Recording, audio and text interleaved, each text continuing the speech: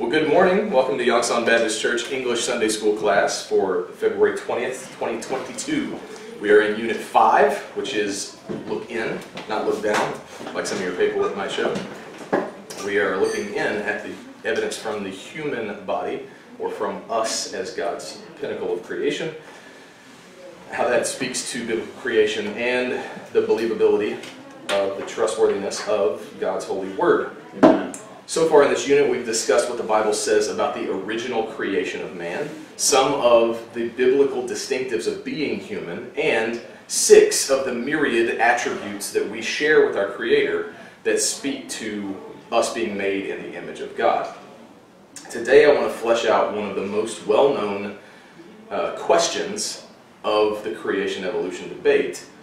Did humans evolve from ape-like creatures? I make that distinction because if you speak in not necessarily a debate, but a discussion with an evolutionist, you will get a lot of credibility if you say something like humans evolved from ape-like creatures instead of saying man came from monkeys. Because there is no one who believes that modern man, evolved from any extant or currently existing ape, monkey, primate species. No one believes that. No one believes that the chimpanzee you see in the tree is the ancestor of man. Their theory is that an ape-like creature, or several ape-like creatures, are common ancestors to modern man and modern primates. So that's why that is there. It's not to make fun of anything, it's actually to be more accurate as to what is the question at hand. Okay, so perhaps the most bitter pill to swallow for any Christian who attempts to, as they put it, make peace with Darwin is the presumed ape ancestry of men. Even many Christians who uncritically accept evolution as what they refer to as God's way of creating, I know you've probably heard that before, that God used evolution as his form of creation, they somehow will still try to elevate the origin of men, or of mankind, or at least his soul, above that of the beasts. But evolutionists attempt to soften their blow. Let me give you this. Evolutionists attempt to soften their blow by assuring us that man didn't exactly evolve from apes, which are tailless monkeys. The term ape refers to the primates that are tailless, but rather from ape-like creatures, as I just said. This is mere semantics, however, as many of the presumed ape-like ancestors of man are apes and have scientific names, which which include the term at the end, pithecus. So if you've ever heard of Australopithecus or Hesperopithecus, the pithecus is just Greek for ape. So they are admitting in the name that they're an ape.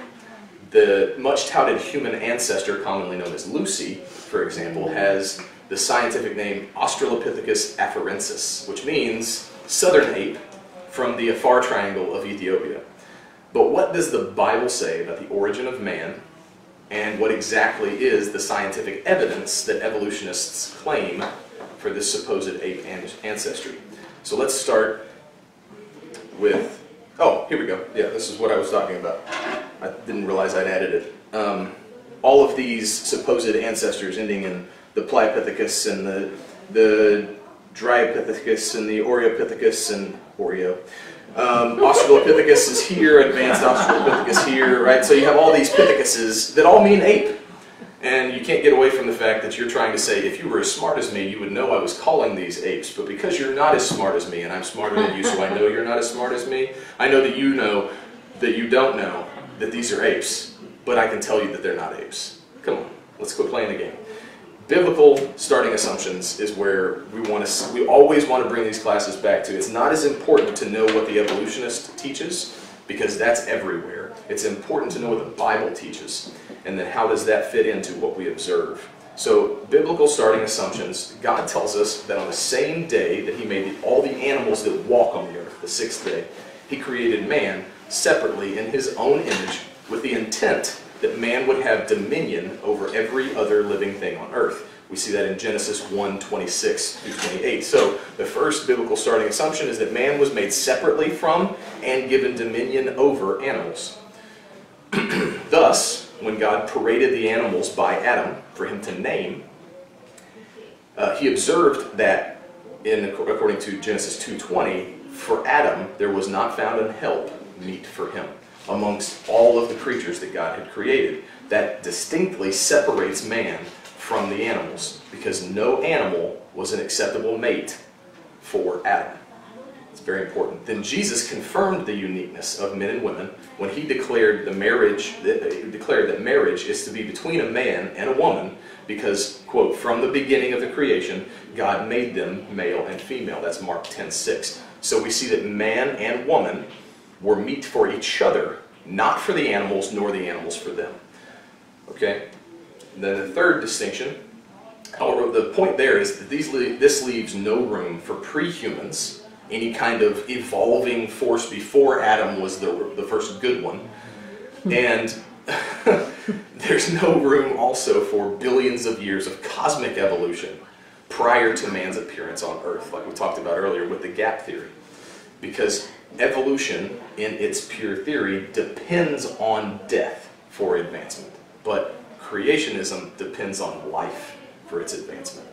Everything in our worldview is about life. So Adam chose the very name Eve for his wife because he recognized that she would be the mother of all living. You can't be the mother of all living if something living came before you. Okay, Genesis 3:20 is where that distinction comes from. No prehumans or millions of years, both Mark 10:6 and Genesis 3:20. And then finally, for a biblical starting assumption, we see that the Apostle Paul in 1 Corinthians 15:39 stated clearly that men are not animals when he said that all flesh is not the same flesh, but there is one kind of flesh of men, another flesh of beasts, another flesh of fishes, and another of birds. They are distinctly different creatures, created differently for different reasons by God on different days and of different sources. If you look back at Genesis 1 through Genesis 3, you will see that there were certain animals made out of water and certain animals made out of dirt.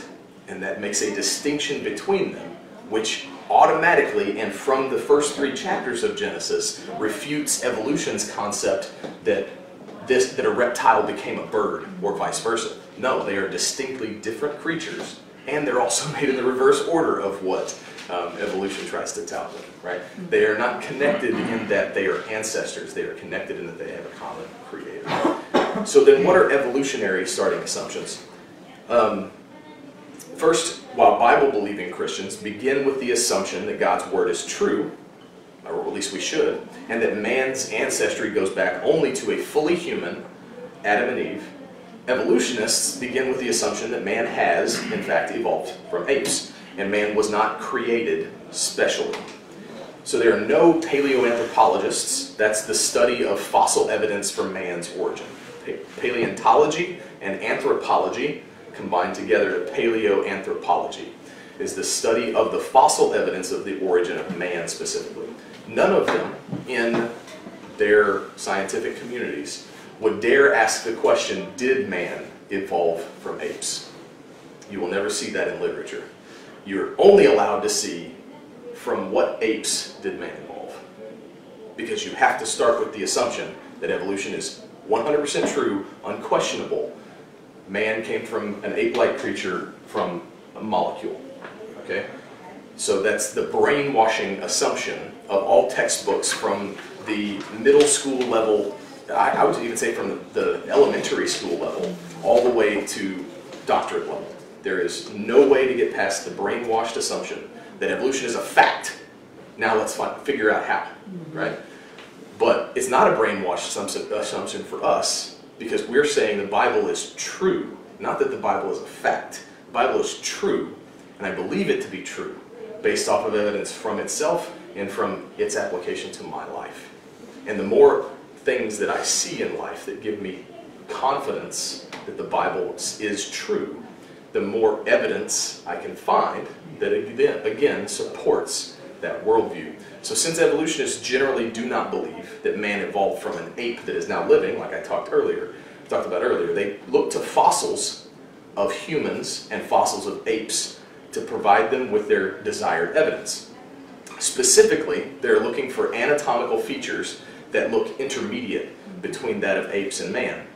Fossil apes having such features are declared to be ancestral to man, or at least collateral relatives, right? So the branch isn't just that little walking path that I showed, it actually goes pretty wide. Some of them die off. And there's a lot of convoluted, even more convoluted than this family tree over here, more convoluted explanations that they try to make it as believable to themselves as they can, but thus anything that is declared to be an ancestor of man, that they refer to, like I said in the last couple of weeks, as Homo sapiens, right? Homo just meaning man, but any of those collateral relatives or ancestral ape-like creatures to man are called hominids. And if they are ancestral to living apes and monkeys today, or other living primates, they refer to them as hominoids. So hominoids are the ancestors of modern apes. Hominids are supposed ancestors of modern man. That's if you hear those terms. And you might hear them through here a little bit. But it's just because where are their similarities and where have we declared them to be? And often it only depends on a scientist declaring it one way or the other, probably for their own agenda. But evolutionists are willing to accept mere similarities between the fossilized bones of extinct apes and the bones of living men as proof of ape ancestry. So one more thing I think we can jump into, and then we'll continue this all. I'm going to intro this next category. Is there evidence for human evolution? Oh, there we go. Second assumption by evolutionists, man and apes evolved from now extinct ape-like creatures. And third, the fossil record must show intermediate species. In order for their theory to be true, they have to assume that there are intermediate species. Darwin assumed it. He had no evidence for it. He assumed it, so they sought out from 1859 to find that intermediate evidence to prove the theory that they already wanted to believe, because it allowed them to not be accountable to God. And that's something that is key to this whole debate, is that people want evolution to be true because they don't want to be accountable to God. If creation is true, there is a God. If there is a God, we are accountable to Him. And man has fought for millennia. Since Nimrod and the Tower of Babel. That's right, since Nimrod and the Tower of Babel, and we'll talk about that in the next couple of weeks. Since Nimrod and the Tower of Babel, man has fought with every bit of his being to not be accountable to anyone but himself. And he does a poor job of that anyway. So, this is the introduction to this part, and this is probably where we'll break it off for next week. Sorry. Is there evidence for human evolution? Though many similarities may be cited between living apes and humans, they often tout this 98% similar thing. The only historical evidence that could support the ape ancestry of man must come from fossils. Like I said, it must be in the fossil record because it's not in the living record. Unfortunately, the fossil record of man and apes is sparse at best. I couldn't put this into your notes because it was a lot of color. So if you can see this entire blue section of the black outlined square represents that of all known fossils anywhere in the world that have been discovered, that have been destroyed, that have been stored, that have been studied, 95% of them are from marine invertebrates, which makes sense because they were in the water already and they died quickly. 4.7% are from algae and plants. This little bitty dot that you can hardly see right here, of all of this, represents 0.2% of all known fossils belong to insects and other invertebrates. And this little dot, that's half the size of that, 0.1%, 0.1% of all known fossils are from vertebrates of any kind. That means any creature having a backbone. Anything that could swim. Right, anything that could climb, swim, that had a big enough brain to figure out how to not be underwater. Okay? That's everything. And here's the kicker. Only the smallest imaginable fraction a number that has so many zeros I didn't even count them. Of this 0.1% of total known fossils are from primates. And primates is all apes, monkeys, gorillas, all of them, right? The tails and the tailless. And lemurs and humans were the primate category, okay? So it makes sense that you wouldn't have a lot of human fossils because humans, I hope, would be smart enough to at least be able to swim when the floodwaters get, one, escape the floods as much as they can, two, swim, and they're probably going to rot before they can get fossilized, being covered in the mud, right? That's why we have so few fossilized remains of humans. Most of them are humans that were already buried. And so then their remains that were already buried in the ground got rapidly covered over we talked about the concepts of permineralization and petrification, right? Where minerals replace the tissue and then make something petrified. So those are typically the only human remains that we find are the ones that were already buried by the time of the flood. And that's where you find, like in Turkey, with 14 feet tall human skeletons. Or became a fossil after the flood, like the foot in a boot. Truth, right. Or in one little tragedy, they became a fossil much later, but because of where this is, we have to say it's old. Well, this dude was from 1960, so that's not very old. Yeah, exactly. Again, that's not a full human. That was also a man that was smart enough that, like, I'm going to break my leg off so that I don't get completely buried, right?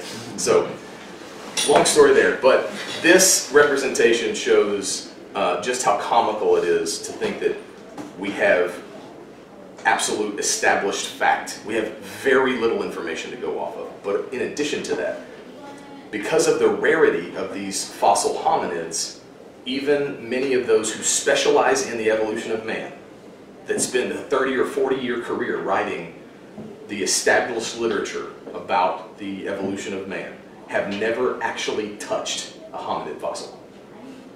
The vast majority of them have only studied the notes of people who found them, looked at cast replicas, supposedly, of them, or only looked at measurements and other people's studies and photos, and that's what they based all of their information and their expertise off of. The few hominid fossils that do exist, the person who discovers them locks them down like Fort Knox, and the only people they allow access to see them or touch them or study them are evolutionists who affirm ahead of time that they agree with their interpretation of that fossil. That's the only way anybody gains access to those fossils. So that doesn't engender any trust from my perspective that they're telling the truth or that they know what they're talking about. I would say from a Christian perspective, right?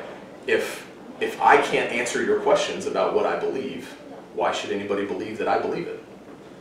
And if someone wants to claim to be a Christian, but then also that they're a part of the Masonic Lodge, and that everything they know is secret knowledge that you can't have unless you earn it, well, if it's that secret, then how do you know it? And why would I want to know what you know just because it's secret? It just turns me off, right? So, again, that is really what this entire culture of paleoanthropology is about. Since there's so much more prestige in finding an ancestor of man than an ancestor of living apes, or worse yet, an actual extinct ape. There's an immense pressure on paleoanthropologists to declare almost any ape-like fossil that they find to be hominid. I have a question. Okay. So what happened to the theory that man evolved from marine, eventually walked? No, that's still part of the theory. That's still part. Yeah, we're just not going back that far. Okay. I'm only going back to the part where there's non-biological life that becomes single-celled organisms, that becomes, multi-celled organisms, right? But the biological evolution is in there somewhere, still in their theory. But it gets to the point where some kind of fish grows legs, crawls up on land, loses its gills, becomes something else, right? There's that whole molecules to man concept. I'm only dealing with the part of the section of that entirety where some ape-like creature branches off into modern apes and man, right? Because this is also key to us, right? It's the same concept. We don't believe that it was molecules to man evolution. We also don't believe that it was ape-like creature to man evolution, okay? It was special creation by God. All right, almost done. Almost done. That's it. You're done. Nope. Keep going. I can keep going. Okay, so this is the quick bit before we move on. As a result of this, teachers having little knowledge of human anatomy, even social studies teachers, are forcing this agenda of evolution to our kids, and they know nothing of human anatomy and they know nothing of ape anatomy. And so next week, what we're going to focus on is the differences between ape and human skeletal anatomy that distinctly show you this is an ape, this is a human, there's nothing in between, okay? There are variations, but that's where we're going to pick up next week, is in those differences between human and ape skeletons that toward the study of whether or not humans evolved from ape-like creatures.